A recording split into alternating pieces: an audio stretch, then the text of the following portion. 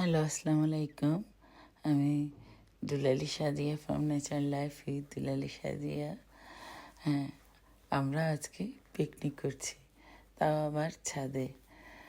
অনেক অনেক অনেক মজা লেগেছে, যা বলার মতো না। আজকে আমাদের পঞ্চম দিন।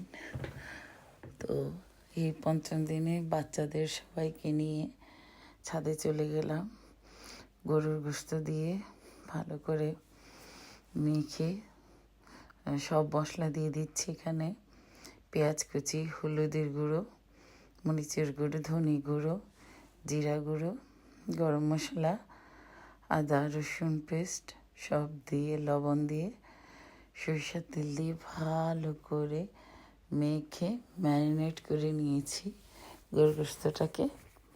তো রান্না শুরু করে দিয়েছি। এখানে কালো গোলমরিচের গুঁড়ো এবং সাদা গোলমরিচের গুঁড়ো কিছুটা দিয়েছিলাম।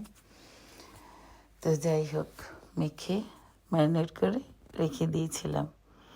ফাঁকে আমরা ছাদে কিভাবে আগুন জ্বালাবো সেই চিন্তা আমাদের মাথার ভিতর ঘুরপাক খাচ্ছিল। তখন আমি যখন যেহেতু ছাদ বাগান করি, আমার ছাদে ভাঙা ড্রাম তো ছিল। তো ড্রাম একটাকে নিচে রেখে যেন বাতাস না ঢুকতে পারে বুদ্ধি করে আমরা টিনের আর ভেতরে কিছু ইট দিয়ে এবং দুইটা লোহার চাক্কির মতো ছিল আমাদের কাছে।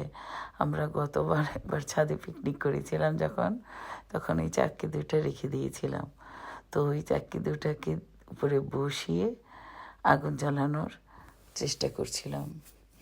এই ফাঁকে বলে নিচ্ছি, গোস্তটা যত ম্যারিনেট করবে তো মাখাবে তত তার স্বাদ ভালো হবে। কারণ গোস্তের প্রতিটা অংশের মধ্যে ভালো করে মশলা প্রবেশ করলে তখন স্বাদটা বাড়বে। আর যেহেতু আমরা দমে বিফটা রান্না করব গোটা রসুন দিয়ে, তাই আমাদের একসাথেই সব মশলাগুলি আন্দাজ মতো একরকমভাবে দিয়ে মুখ বন্ধ করে সিল করে দিতে হবে। কারণ এই ফাঁকে আর আমরা কোনো লবণ দেখতে পারবো না বা নাড়তে চাড়তেও পারবো না। এটা আরেকটা ইউনিক রান্না। তো যারা এক্সপার্ট তাদের জন্য তো ভালো। তো আমি পাতিলটার মধ্যে একটু সরিষার তেল মেখে ভালো করে তো গোস্তগুলি ঢেলে রেখে দিচ্ছি। রেখে দিয়ে তারপর আমি আমার পরবর্তী স্টেপ করব। তো যাই হোক, এতক্ষণ যারা দেখেছ তারা কি লাইক বাটন প্রেস করেছ? যদি না করে থাকো, প্লিজ দয়া করে লাইক বাটনটা প্রেস করে দাও। আর আমার যদি ইউটিউব ফলোয়ার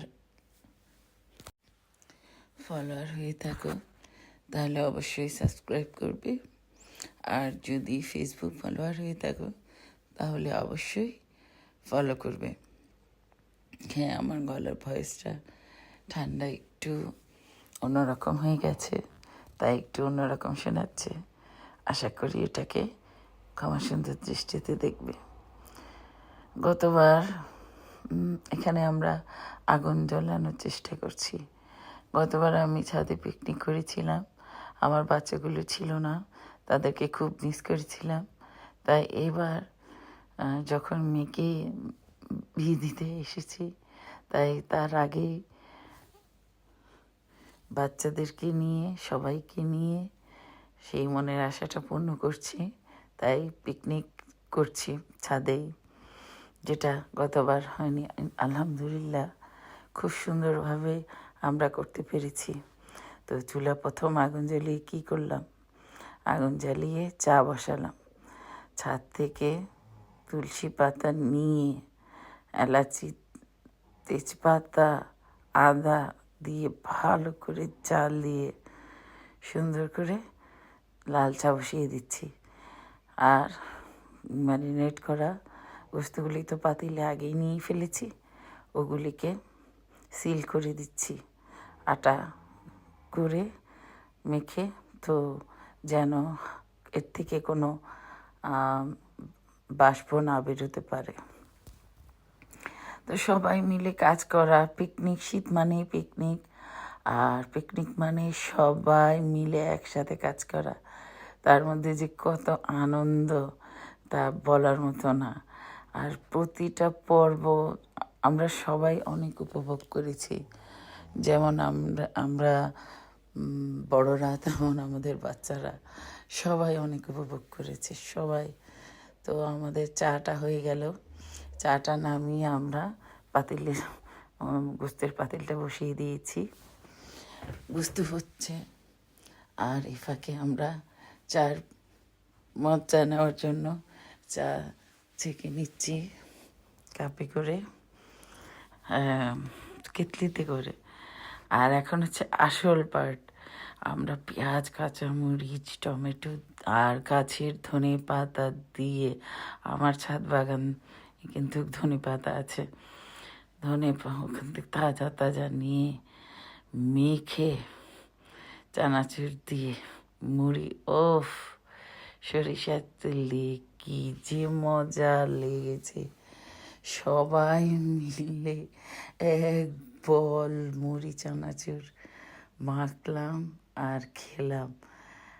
এত আনন্দ, মানে আসলে এইসব ছোটোখাটো জিনিসগুলি যে মানুষের জীবনে কতটা আনন্দের, যারা উপভোগ করেছে শুধু তারাই জানে। আমাদের ছোট মিয়া তো পুরা বল নিয়ে বসছে, আমাদের ফ্যামিলির সবচেয়ে ছোট আমাদের আব্বাজান, আমার ভাইয়ের ছেলে, খুব মজা নিয়ে খাচ্ছিল। এই যে কেউ চায় ঢালছে, কেউ চায় লেবুর রস চিপে দিচ্ছে। এই দিক দিয়ে আমাদের ফিরোজ মিয়া তো বললো, আফা আমার এইখানেই দেন, আমি আবার একটু খাই। ও কিন্তু চা 1 কাপ মাটির কাপে খেয়ে ফেলছে আগেই। এরপরও তার লোভ সামলানো যাচ্ছে না, এই বলের মধ্যেই সে চা খাওয়া শুরু করছে আর মজা মারতেছে। এই ক্লিপটা না নিয়ে পারলাম না, তাই তোমাদের সাথে শেয়ার করলাম। যাই হোক, সবাই মিলে অনেক অনেক আনন্দ করছি। কেউ আবার ছাদের টবে আলপনা আঁকছে, মানে রাত তাও কাজ থেমে নেই, সবাই সবার কাজে ব্যস্ত।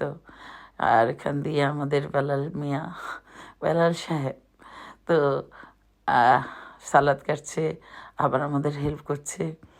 আমাদের সব বস্তুগুলি সব হয়ে দম থেকে নিয়ে দেখছে যে হয়েছে কি না, কেমন হয়েছে। ও পারফেক্ট, তার তো লোভই সামলাচ্ছে না। সে একটা অলরেডি জিখে দেখেছে যে পারফেক্ট আছে কি না, ও হেভি হয়েছে। এরপর সব বস্তুগুলিকে আমরা লাল বলে নিয়ে এবং সালাদ টালাদ নিয়ে, আমরা শীত অনেক বেড়ে গেছে, রাত 11টার বেশি হয়ে গেছে, তাই আমরা নিচে চলে গেলাম, নিচে ফ্লোরেই মোটামুটি বসে পড়লাম বিছনা বিছিয়ে। আর আমরা কিন্তু ওই কয়লার আগুনেই বেগুন পুড়েছি, মরিচ পুড়েছি, তারপর বেগুনের ভর্তা বানিয়েছি সরিষার তেল এবং ক্ষেতের তাজা ধনেপাতা দিয়ে। অসাধারণ ছিল এই দিনটি, কখনোই ভুলবো না। আর এই চাঁদটা অনেক ভালো দেখতে, তাই তোমাদের সাথে শেয়ার করলাম। আল্লাহ হাফেজ।